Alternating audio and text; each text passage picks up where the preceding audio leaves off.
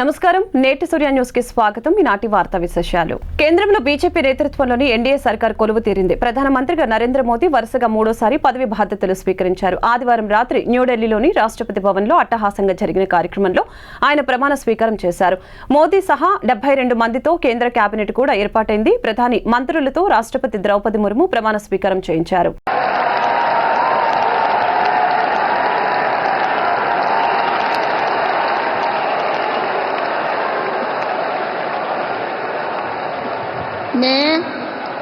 मैं नरेंद्र दामोदर दास मोदी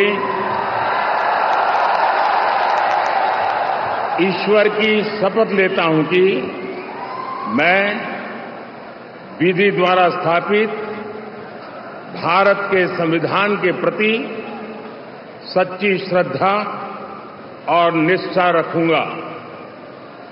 मैं भारत की प्रभुता और अखंडता अक्षुण्ण रखूंगा। దేశ ప్రధానిగా నరేంద్ర మోదీ మరొకసారి ప్రమాణ స్వీకారం చేసిన విషయం తెలిసిందే. వరుసగా మూడోసారి దేశ ప్రధానిగా ఆదివారం రాత్రి రాష్ట్రపతి భవన్లో మోదీ ప్రమాణ స్వీకారం చేశారు. ఈ నేపథ్యంలో కాసేపటి క్రితమే మోదీ అధికారికంగా ప్రధానిగా బాధ్యతలు స్వీకరించారు. ఇక మూడోసారి ప్రధాని అయిన మోదీ తొలి సంతకం దేనిపై చేస్తారని అందరిలో ఆసక్తి నెలకొంది. మోదీ మూడోసారి ప్రధాని అయిన తర్వాత సంక్షేమానికి జైకొట్టారు. ముఖ్యమంత్రిగా నారా చంద్రబాబు నాయుడు ప్రమాణ స్వీకారానికి ఏర్పాట్లు చకచక జరుగుతూ ఉన్నాయి. గన్నవరం మండలం కేసరపల్లి మేధా టవర్స్ పక్కన జరిగే పనుల్ని సోమవారం టీడీపీ నేత మాజీ మంత్రి దేవినేని ఉమామేశ్వరరావు పర్యవేక్షించారు. జర్మన్ హ్యాంగర్స్ తో భారీ ఎత్తున ఏర్పాట్లు చేస్తున్నారు. 80 అడుగుల వెడల్పు, 60 అడుగుల పొడవు, 8 అడుగుల ఎత్తుతో స్టేజ్ ని సిద్ధం చేస్తున్నారు. ఎలిట్ విస్టాస్ తో ఎమ్మెల్యేలు, ఎంపీలు, న్యాయమూర్తులు తదితర ప్రముఖులు పార్కింగ్ స్థలాన్ని ఎంపిక చేశారు. ప్రధానమంత్రి, ఇతర రాష్ట్రాల ముఖ్యమంత్రులు ప్రధాన సభ వేదిక వద్దకు చేరుకునేందుకు వీలుగా ప్రత్యేకంగా బ్యారికేడ్లు ఏర్పాటు చేయాలని సూచనలు జారీ చేశారు.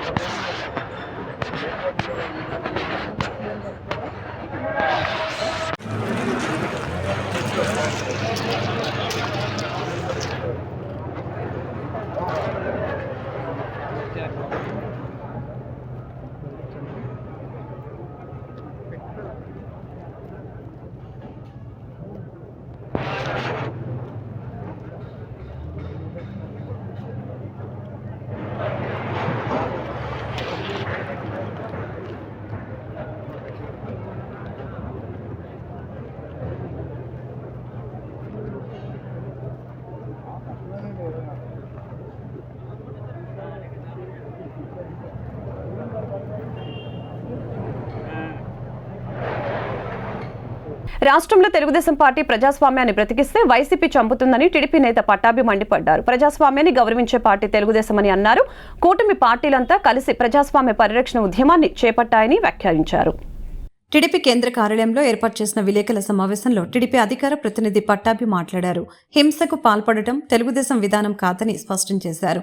గత 5 ఏళ్లలో వైఎస్ఆర్సీపీ నాయకులు అరాచకాలు సృష్టించారని గుర్తు చేశారు. తెలుగుదేశం కార్యకర్తలపై లెక్కలేనని దాడులు చేశారని తెలిపారు. లోకేష్ పాదయాత్రకు ఆటంకాలు సృష్టించారని మండిపడ్డారు. ఆనాడు వైఎస్ఆర్సీపీకి ప్రజాస్వామ్యం గుర్తుకు రాలేదా అని ప్రశ్నించారు. ప్రజాస్వామ్యాన్ని గౌరవించే పార్టీ తెలుగుదేశం అని తెలిపారు. కూటమి పార్టీలంతా కలిసి ప్రజాస్వామ్య పరిరక్షణ ఉద్యమాన్ని చేపట్టాయని వ్యాఖ్యానించారు. గత కొద్ది రోజులుగా వైసీపీ నాయకులు కొత్త పందాలో కొత్త పదాలు వాడుతూ సరికొత్తగా మాట్లాడుతూ ఉన్నారు.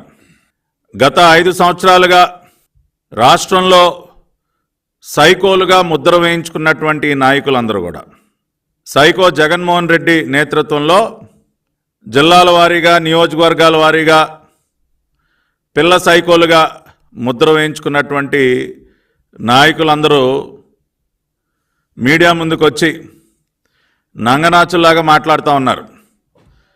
అసలు ఏ పాపం ఎరగనటువంటి వ్యక్తులుగా అత్యంత బుద్ధిమంతుల్లాగా మాట్లాడుతూ ఉంటే రాష్ట్ర ప్రజలందరూ కూడా ముక్కును ఏలేసుకుంటూ ఉన్నారు.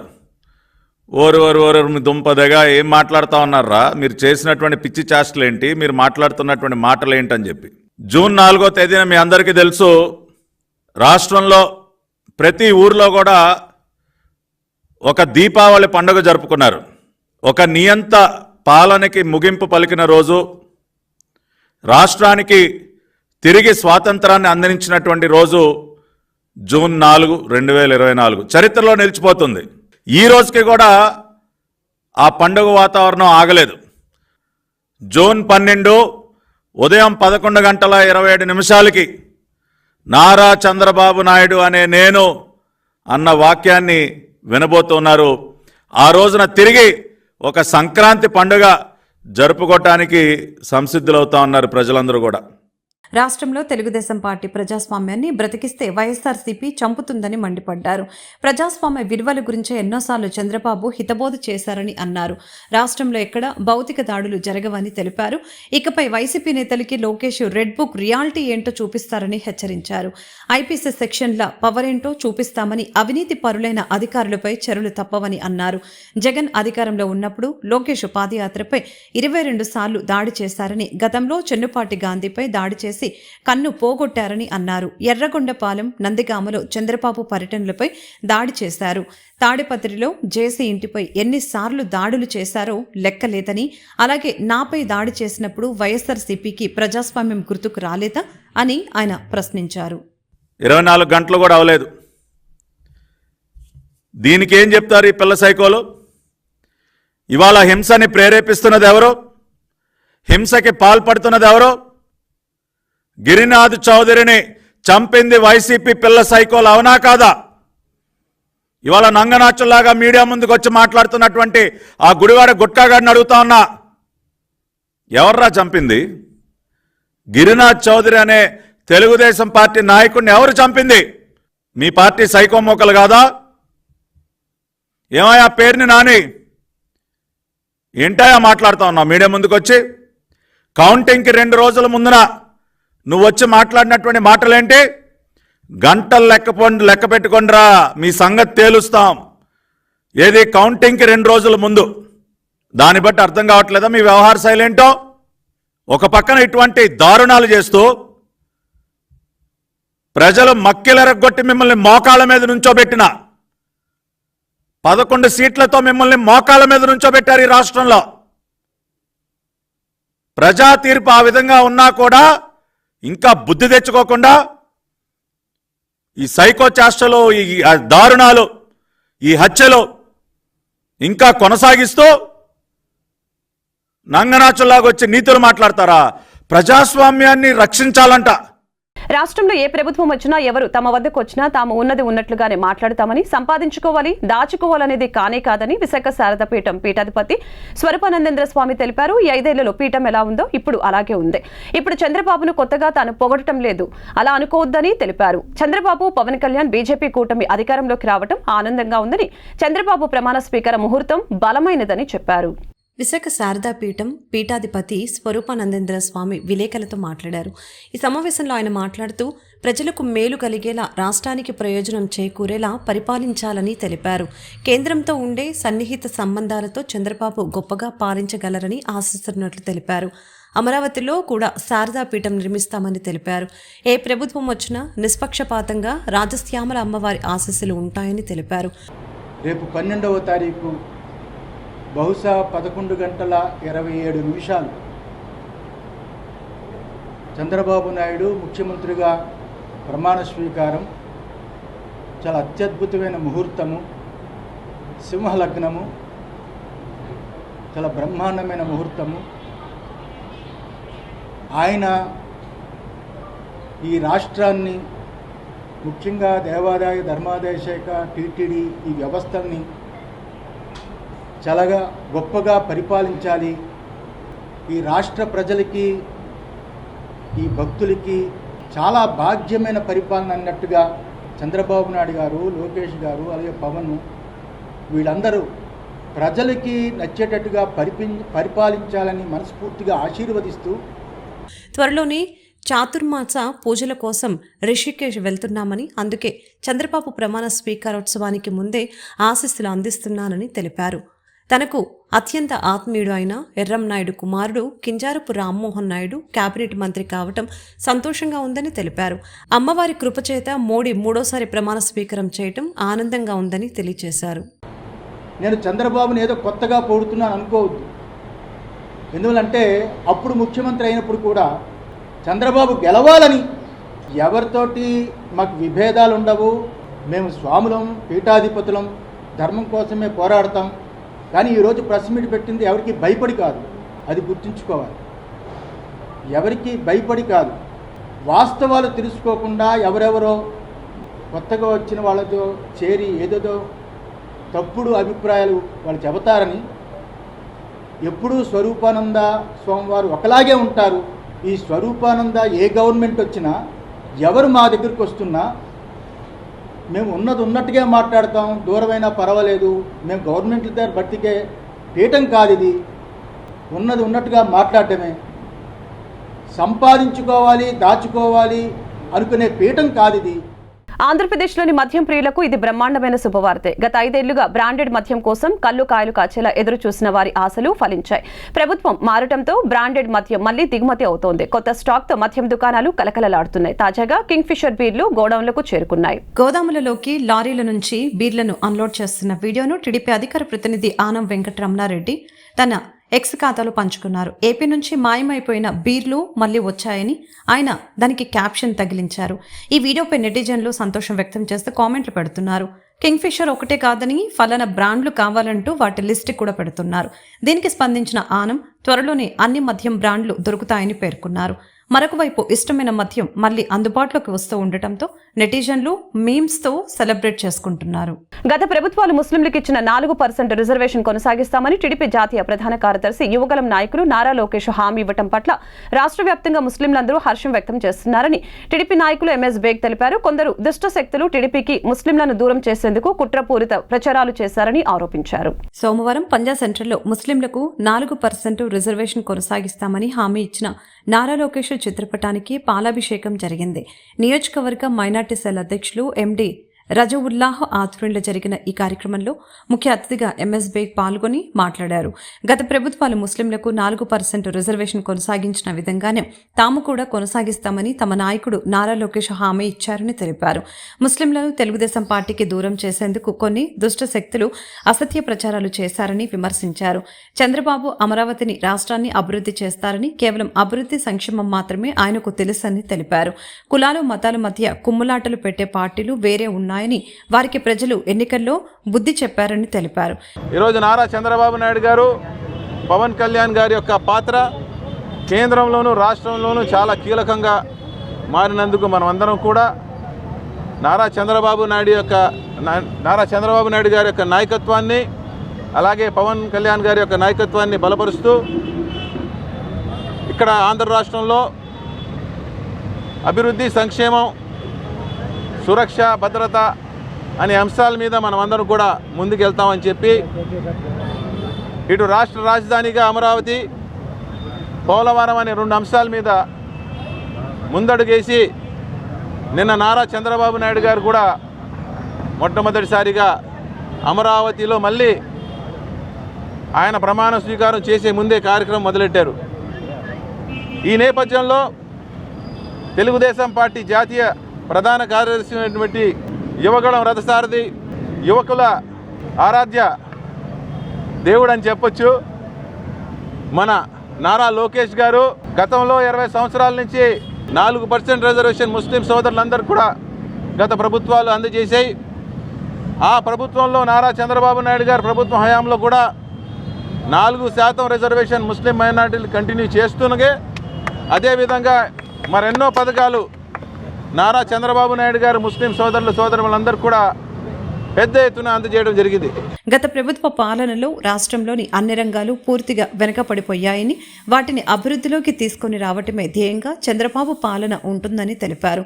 అందుకు ఉదాహరణ చంద్రబాబు ప్రమాణ స్వీకారానికి ముందే అమరావతిలో అభివృద్ధి పనులు ప్రారంభం అయ్యాయని తెలిపారు. ఈ కార్యక్రమంలో ఆ పార్టీ ముస్లిం నేతలు పాల్గొన్నారు.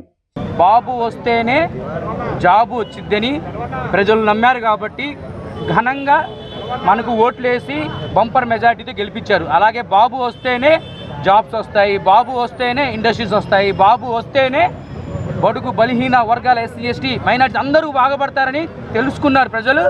అలాగే భారీ మెజార్టీతో 164 సీట్లు ఇచ్చి బంపర్ మెజార్టీతో గెలిపించారు. ఈరోజు నారా లోకేష్ గారి పాలాభిషేకం జరిగింది ఈరోజు పంజా సెంటర్లో 54వ డివిజన్లో. ఎందుకంటే 4% అనేది ఇంపార్టెంట్ ఫర్ మైనార్టీస్. 12% ఉన్న రాష్ట్రంలో 12% మైనార్టీస్ ఉన్నారు టోటల్ పాపులేషన్లో. దాంట్లో 80 నుంచి 85% డైలీ బయటికి వెళ్తేనే పనికి వెళ్తేనే వాళ్ళు ఇల్లు గడిచిద్ది. అలాంటి పర్సన్స్కి ఆ 4% రిజర్వేషన్ పనికొచ్చిద్ది. 4% ఏదైతే నారా లోకేష్ గారు ఎలక్షన్స్కి ముందు ఏదైతే చెప్పారో ఇప్పుడు అది అమలు పరుస్తున్నారు. జనసేనాని పవన్ కళ్యాణ్ కు ఏపీ డిప్యూటీ సీఎం పదవి ఖాయమంటూ ప్రచారం జరుగుతోంది. రాష్ట్ర అసెంబ్లీ ఎన్నికల్లో పవన్ కళ్యాణ్ పిఠాపురం నియోజకవర్గం నుంచి భారీ మెజారిటీతో విజయం సాధించడం తెలిసిందే. పవన్ కళ్యాణ్ ఇవాళ అనకాపల్లిలోని నూకాంబిక అమ్మవారి ఆలయాన్ని సందర్శించారు. ఆలయ వర్గాలు జనసేనానికి ఆలయ మర్యాదలతో స్వాగతం పలికారు. అనంతరం పవన్ నూకాంబిక అమ్మవారిని దర్శించుకుని అర్చనలు చేశారు. ఈ సందర్భంగా అర్చకులు ఆయనకు వేదాశీర్వచనాలు అందజేశారు. ఆలయ అధికారులు పవన్ కు అమ్మవారి చిత్రపటాన్ని బహూకరించారు.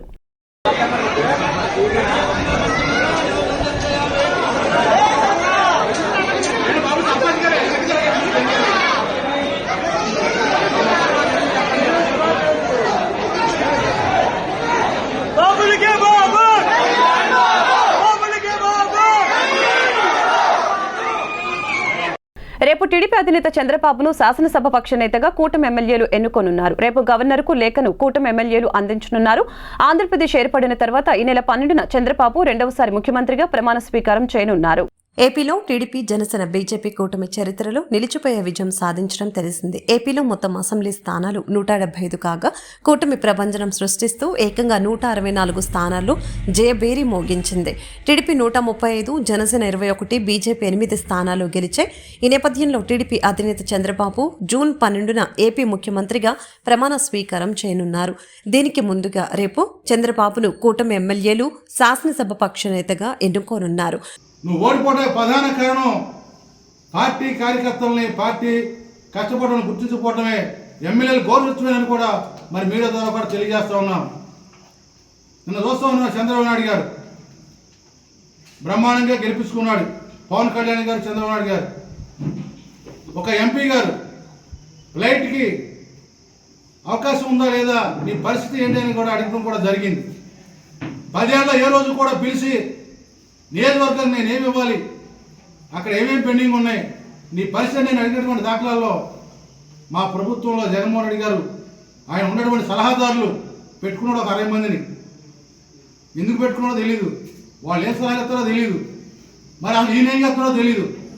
మేమందరం గెలిచి ముఖ్యమంత్రి ఎన్నుకుంటేనే నువ్వు ముఖ్యమంత్రి అయ్యావు, మాతో మాట్లాడ నీకు టైం దొరకట్లేదని నేను అడుగుతున్నాను. ఈ రోజున బాధతో అడుగుతా ఉన్నాను జగన్మోహన్ రెడ్డి గారిని.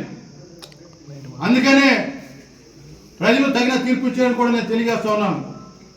ఏదైతే పవన్ కళ్యాణ్ గారు, చంద్రబాబు నాయుడు గారు, నరేంద్ర మోడీ గారి నాయకత్వంలో బీజేపీ అధ్యక్షురాలు పురంధేశ్వరి గారు వీళ్ళందరూ కూడా కలిసి కూటమిగా పవన్ కళ్యాణ్ గారు ఒకటే చెప్పారు, ఈ రాష్ట్రంలో ఓట్లు చెల్లలేమను కూటమిగా ఏర్పడి బ్రహ్మాండ ఘన విజయం సాధిస్తామని చెప్పడం కూడా జరిగింది. కూటమి తరపున గెలిచిన 164 మంది ఎమ్మెల్యేలు రేపు విజయవాడలోని ఏ కన్వెన్షన్ సెంటర్లో సమావేశం కానున్నారు. ఈ కీలక భేటీ ఉదయం 9:30 జరగనుంది. చంద్రబాబును కూటమి నేతగా ఎన్నుకున్న అనంతరం ఎమ్మెల్యేలు ఆ మేరకు గవర్నర్కు లేఖ అందచేయనున్నారు. ఈ లాంఛనం ముగిసిన అనంతరం ప్రభుత్వం ఏర్పాటు చేయాలని చంద్రబాబును గవర్నర్ కోరనున్నారు. ఎన్నో అవమానాలు పడ్డాడు, ఎన్నో ఇబ్బందులు పడ్డాడు, ధైర్యంగా నిలబడి కూటమిని కలిపి మరి బ్రహ్మాండమైన ఘన విజయం సాధించినటువంటి పవన్ కళ్యాణ్ గారికి, చంద్రబాబు నాయుడు గారికి, బీజేపీ అధ్యక్షురాలు కేంద్రంలో నరేంద్ర మోడీ గారికి కూడా ధన్యవాదాలు తెలియజేస్తాను.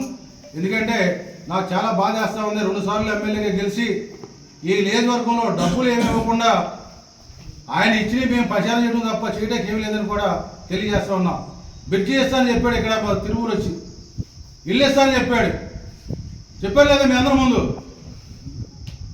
ఎక్కడ ఇవాళ మున్సిపాలిటీ బాగా దరిద్రంగా ఉంది, మున్సిపాలిటీలో డ్రైనేజీ అడిగాను నేను, డ్రైనేజీకి ఇవాళ ఎస్టీ ఏరియాలో రోడ్లు పోవడంగా ఉన్నాయి, అవి అడిగాను. ఇవాళ బస్ స్టాండ్ రోడ్లో ఆర్ఎంఐ రోడ్డు, బస్ స్టాండ్ కాడి నుంచి మెయిన్ రోడ్డుకు కూడా డబ్బులు అడిగాను, 10 కోట్లు అడిగాను. ఇచ్చేస్తానన్నా అన్నాడు, ఏమి ఇవ్వలేదు. అంటే మార్చి 13వ తారీఖున మీటింగ్ పెడితే నేను డిసెంబర్ వరకు కూడా తిరుగుతానున్నాను. నా నిధులన్నా, నా ఎలక్షన్ వస్తుందన్నా, మరి మీరు ఇచ్చిన హామీలు నెరవేర్చమని ఎక్కడ కూడా ఏం చేయలేదు. అదేవిధంగా నేను ఒకటే చెప్పాను ఆ రోజున, బ్రిడ్జి కానీ కట్టకపోతే నేను ఓటాగనని చెప్పాను. నేను అదే మాట మీద బ్రిడ్జి కట్టలేకపోయాను, పోటీ చేయడం మానేశాను, ఓటాడటం కూడా మానేశాను. నేను అన్న మాట కట్టుబడి ఉన్నాను ఎక్కడైనా సరే. ఎన్టీఆర్ తదనంతరం నారా చంద్రబాబు నాయుడు నేతృత్వంలో తెలుగుదేశం పార్టీకి నందమూరి బాలకృష్ణ పూర్తి సహకారం అందించి కీలక వ్యక్తిగా మారారని టీడీపీ నాయకులు ఎంఎస్ బేగ్ స్పష్టం చేశారు. రాజకీయ సినీ రంగాలలో ఆయన అభిమానులు పెద్ద సంఖ్యలో ఉన్నారని, వారందరూ నేడు ఆయన పుట్టినరోజు వేడుకలు రాష్ట్ర వ్యాప్తంగా జరుపుకుంటున్నారని తెలిపారు. పంజా సెంటర్లో సోమవారం నందమూరి బాలకృష్ణ జన్మదిన వేడుకలు ఘనంగా జరిగాయి. ఈ కార్యక్రమంలో ఎంఎస్ బేగ్ మాట్లాడుతూ ఆయన నటనకు రాష్ట్రంలో ఎంతో మంది అభిమానులు ఉండటమే కాకుండా తెలుగుదేశం పార్టీలో కీలక నాయకులుగా ఆయన కొనసాగుతున్నారని తెలిపారు. హిందూపురం నియోజకవర్గం నుంచి 3 సార్లు విజయం పొంది హ్యాట్రిక్ సాధించారని తెలిపారు. జన్మదినం సందర్భంగా ఆయనకు శుభాకాంక్షలు తెలిపారు. ఆయన ఆయురారోగ్యాలతో మరిన్ని ఉన్నత పదవులు పొందాలని ఆకాంక్షించారు. కార్యక్రమంలో తెలుగుదేశం పార్టీ అభిమానులు, కార్యకర్తలు, నాయకులు పాల్గొన్నారు.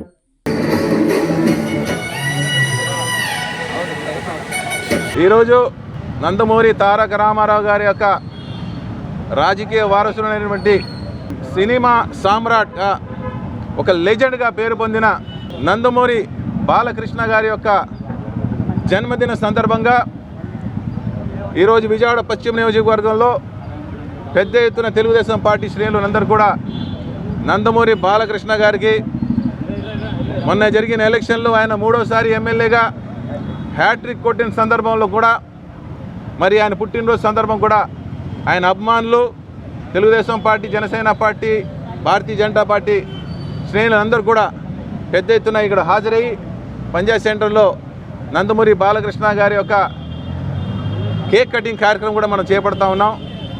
బాలకృష్ణ గారు ఎప్పుడైతే నందమూరి తారక రామారావు గారు తెలుగుదేశం పార్టీ నుంచి స్వర్గీయులయ్యారో ఈ రోజు వరకు కూడా తెలుగుదేశం పార్టీలోనే కీలక బాధ్యతలు వహిస్తూ చంద్రబాబు నాయుడు గారికి తోడుగా ప్రతి కార్యక్రమంలో కూడా, ప్రతి అభివృద్ధిలో కూడా, సంక్షేమంలో కూడా, అన్ని రంగాల్లో కూడా ఆయన యొక్క పాత్ర చాలా కీలకమైంది.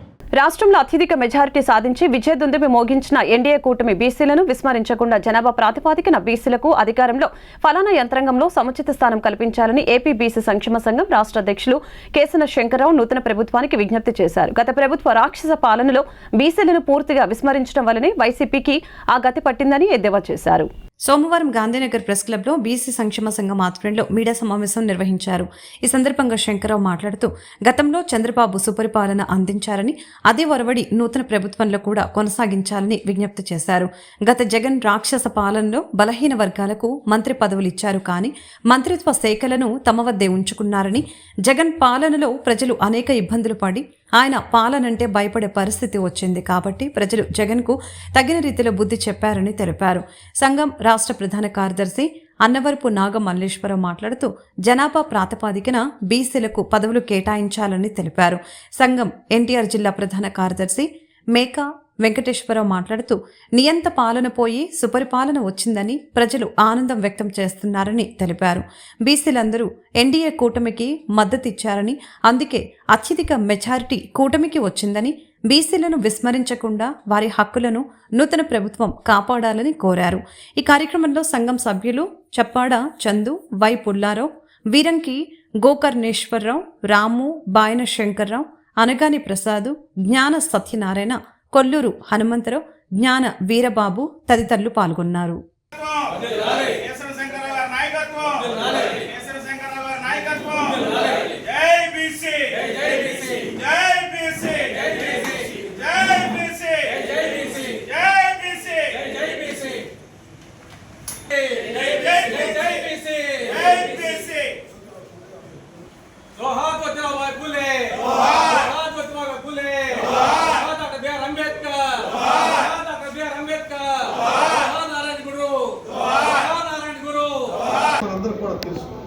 చంద్రబాబు నాయుడు గారు ఆ ఒరవడి కొనసాగించకుండా వారు పరిపాలనా దక్షుడు, పరిపాలనలో ప్రజలకి ఏదైతే న్యాయం చేయాలో అన్ని రంగాల్లో కూడా పరిపూర్ణంగా న్యాయం చేయాలి.